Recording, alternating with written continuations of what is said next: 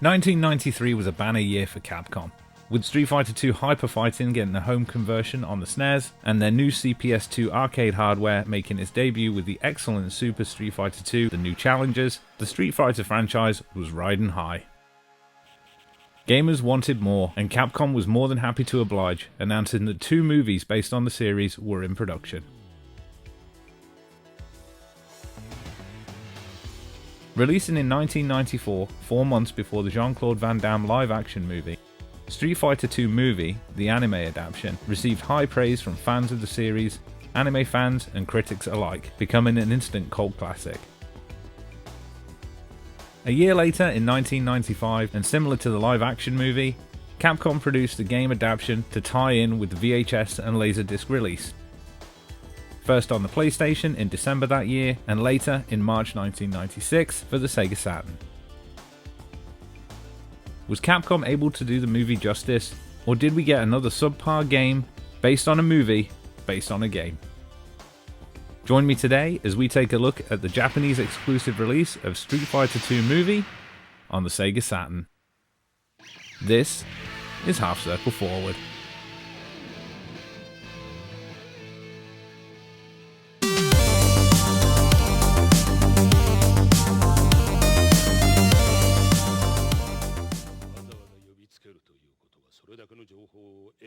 Street Fighter II Movie has 2 main plot lines weaved throughout, picking up after the events of the original Street Fighter.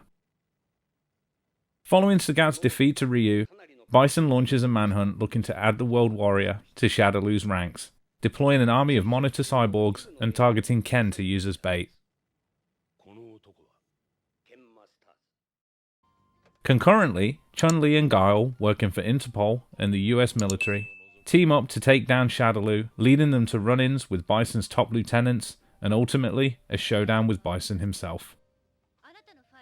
If the storyline sounds like it'd make a great game, prepare to be just a little disappointed. Unlike the 2 adaptations of the live-action movie, which were more or less reskins of the core Street Fighter gameplay, Capcom went a slightly different and somewhat unexpected direction with Street Fighter II Movie, producing essentially a life simulation. You take on the role of one of Bison's monitor cyborgs, tasked with scanning and gathering data on each of the fighters as the action unfolds. This is achieved by watching scenes from the movie as they play out, pressing the A button to bring up a crosshair, and pressing B to scan the action.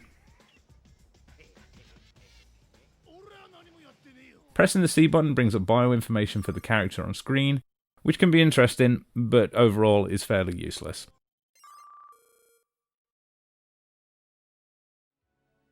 You have a set number of scans per scene to learn as much as you can. If you time your scans right, your cyborg will learn from what it's seeing, adding to your cyborg's stats. Infuriatingly though, if you scan at the wrong time, you'll get a message telling you missed the mark, and you can't scan again until the message is done, which, more often than not, means you missed the opportunity to scan something you actually needed.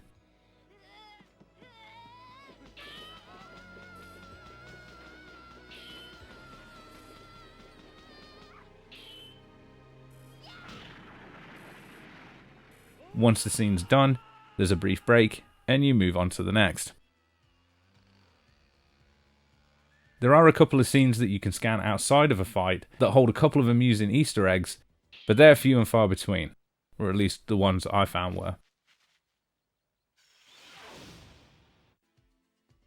You can check on the progress of your cyborg's development at any point by accessing the pause menu and getting a breakdown of the skills that you've been building, though I couldn't really tell what exactly I was supposed to scan to build specific stats.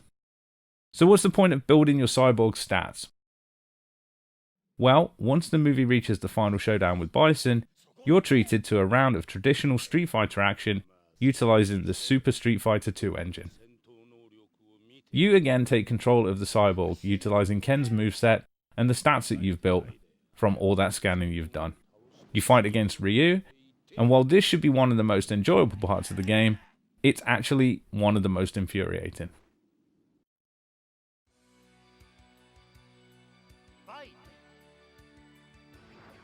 Your cyborg is almost guaranteed to be slow and underpowered, landing only a fraction of the damage that Ryu does. It's infuriating.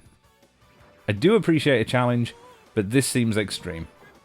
Oh, and you literally only get one round. Once the round is over, the game concludes with one of 3 endings depending on the outcome of the fight.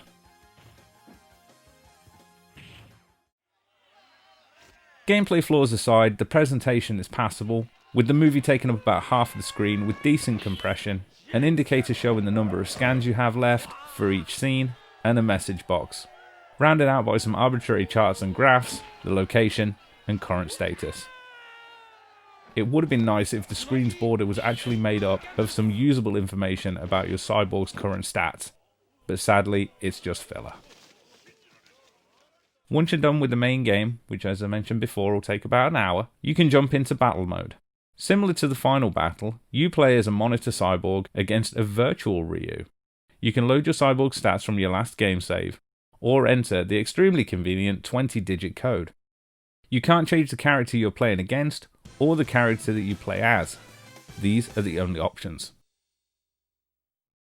There is a 2-player mode, but again, both players play as monitor cyborgs. In all honesty, it just seems like a completely wasted opportunity.